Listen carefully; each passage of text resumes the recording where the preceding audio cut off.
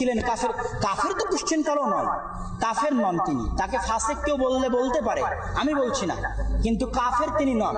এবং এখানে হোসেন রাদিয়াল্লাহু তাআলা আনহুর কিছু ত্রুটিও ছিল, এবং এখানে হোসেন রাদিয়াল্লাহু তাআলা আনহুর কিছু ত্রুটিও ছিল, এবং এখানে হোসেন রাদিয়াল্লাহু তাআলা আনহুর কিছু ত্রুটিও ছিল, এবং এখানে হোসেন রাদিয়াল্লাহু তাআলা আনহুর কিছু ত্রুটিও ছিল।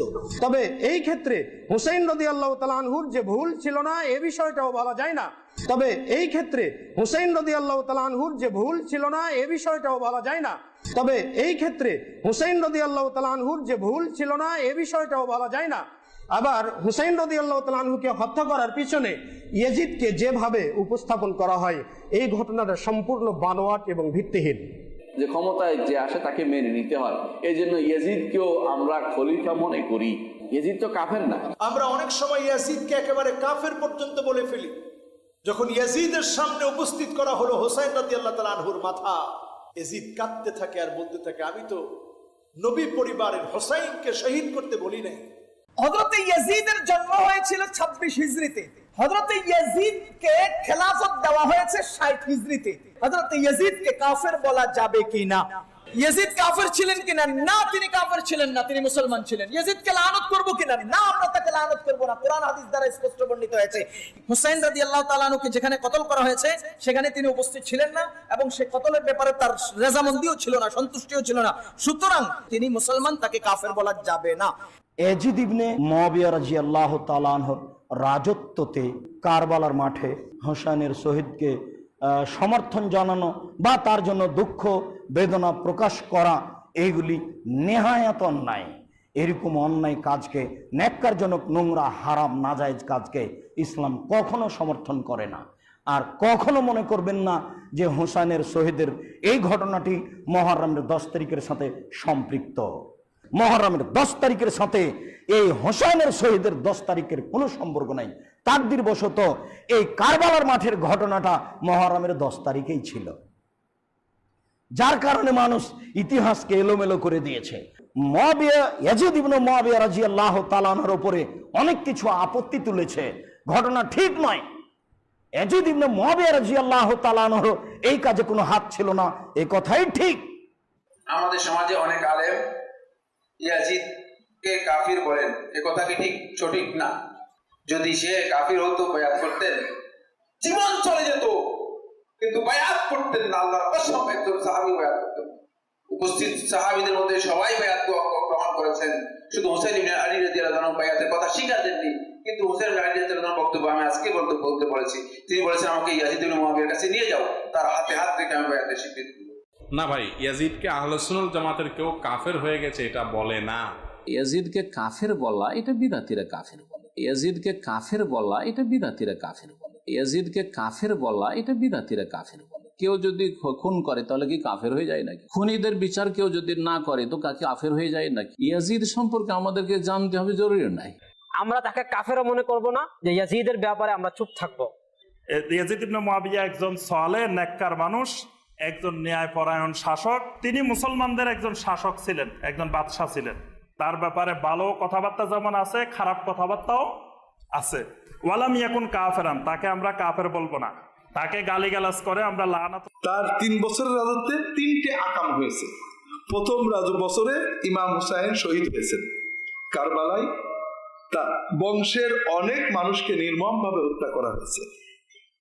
দ্বিতীয় বছরে মদিনায় আক্রমণ করে গণহত্যা চালানো হয়েছে, গণধর্ষণ চালানো হয়েছে, গণধর্ষণ চালানো হয়েছে, গণধর্ষণ চালানো হয়েছে। তৃতীয় বছরে মক্কায় আক্রমণ করে কামান দাগা হয়েছে কাবা ঘরে। হাজার হাজার সাহাবী বেঁচে রয়েছেন, লাখ লাখ তাবেঈ আছেন। সেখানে ইয়াজিদ প্রকাশ্যে মদ খায়, নামাজ পড়ে না, নর্তকী নিয়ে চলে, আর মানুষেরা তার মেনে নিচ্ছে। এটা একটা ভুয়া কথা।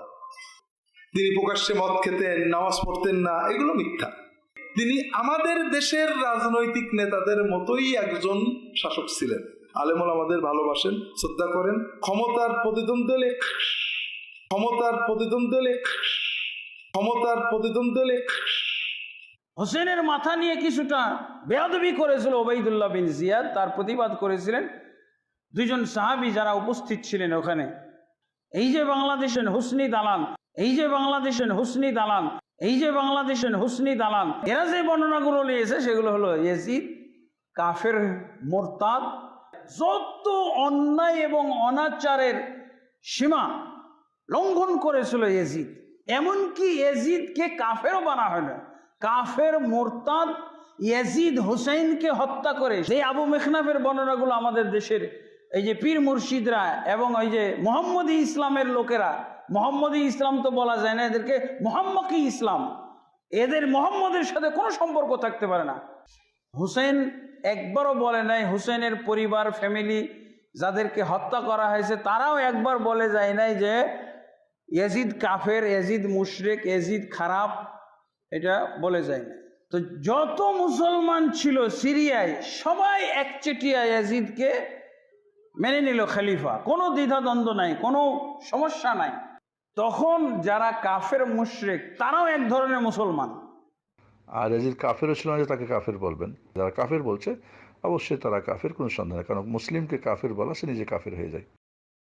হুসাইন রাদিয়াল্লাহু তাআলা আনহুর শাহাদাতের পেছনে ইয়াজিদ সরাসরি জড়িত নয়। হুসাইনের শাহাদাত টেনে ইয়াজিদকে অনেকে কাফের বলে। বিশ্বস্ত ইতিহাসগুলো বলে ইয়াজিদ এ বিষয়ে খুব দুঃখ প্রকাশ করেছে। তার ইরাকের গভর্নর জিয়াদ হযরত হুসাইন রাদিয়াল্লাহু আনহুকে এইভাবে কতল যে করেছিল, ইয়াজিদ আসলে কতল করতে বলে নাই। হযরত ইয়াজিদকে শুধু নিজেই খলিফা নির্বাচন করেন নাই, বরং তার কাছে প্রস্তাব আসছে যে ইয়াজিদকে আপনি স্থলাভিষিক্ত করা হোক। এর বহুবিধ কারণ আছে। প্রতিদিন 100 রাকাত নফল নামাজ পড়তেন, 100 রাকাত নফল নামাজ পড়তেন, সব সময় রোজা রাখতেন, হাফেজে কোরআন ছিল, হাদিসের ভান্ডার ছিল, অতুলনীয় জ্ঞান তার মধ্যে ছিল। নামাজ ইমামতি করিয়া পড়াইতেন, কোনদিন নামাজ কাজা করছে ইতিহাস কেউ বলতে পারবে না। তাকবীর উলার সাথে নামাজ পড়তো, গুণের তো কোনো অভাব নাই ইয়াজিদের। আউযুবিল্লাহি মিনাশ শাইতানির রাজিম। বিসমিল্লাহির রহমানির রহিম। আদম আলাইহিস সালাম হতে হযরত মুহাম্মদ সাল্লাল্লাহু আলাইহি সাল্লাম এবং যত পীর আউলিয়া গাউস কুতুব সকলের পায়ে ভক্তি রেখে আজকে কিছু ধর্মীয় বিষয় আলোচনা করার চেষ্টা করব।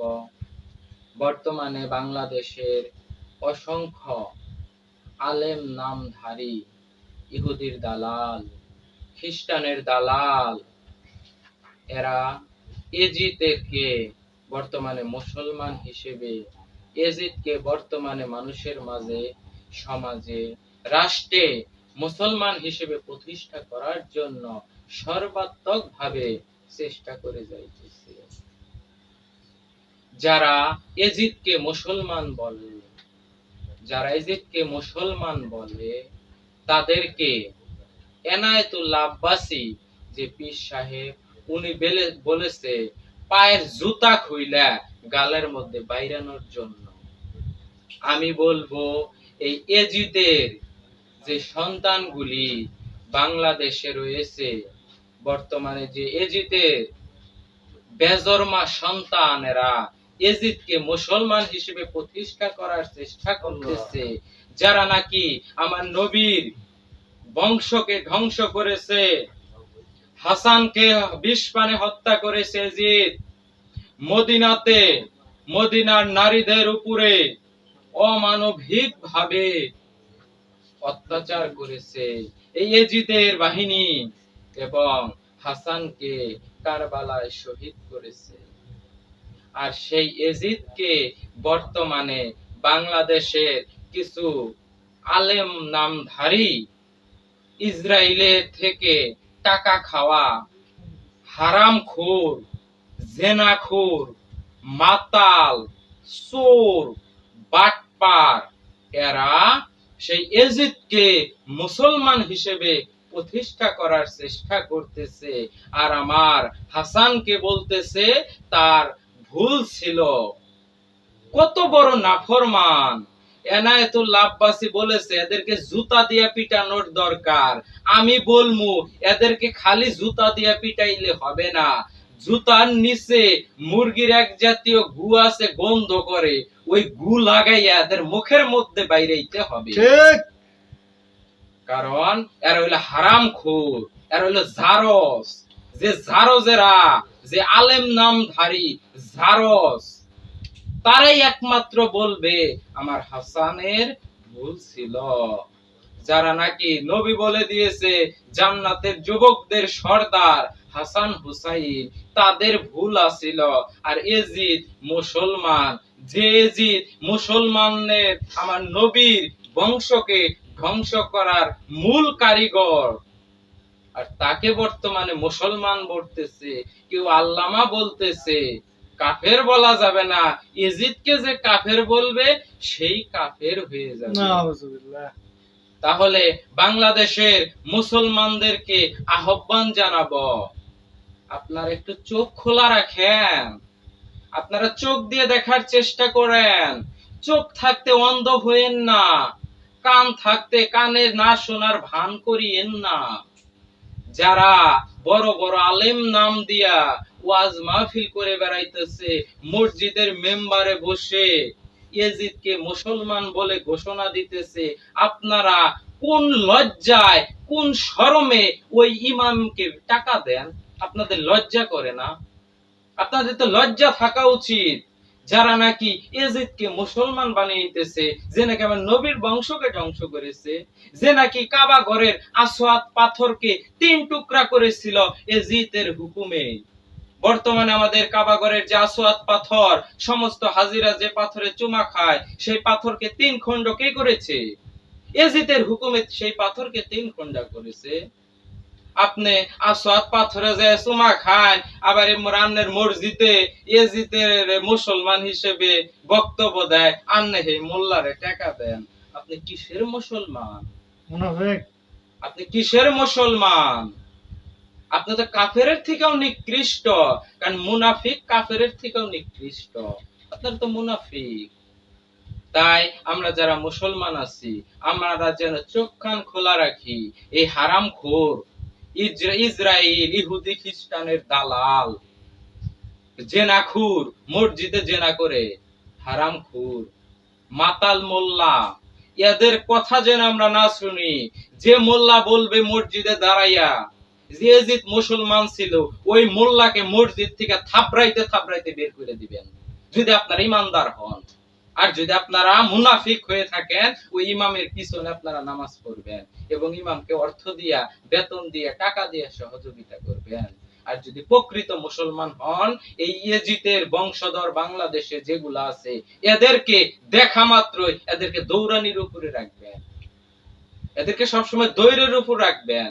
এরা জানি কোনো জায়গায় সুযোগ না পায়, কোনো ওয়াজ মাহফিলে যেন আর আসতে না পারে, কোন মসজিদে যেন আর ইমামতি করতে না পারে, কোন মাদ্রাসায় যেন আর মাস্টারি না করতে পারে, কোন জায়গায় যেন এরা কর্ম করে না খাইতে পারে।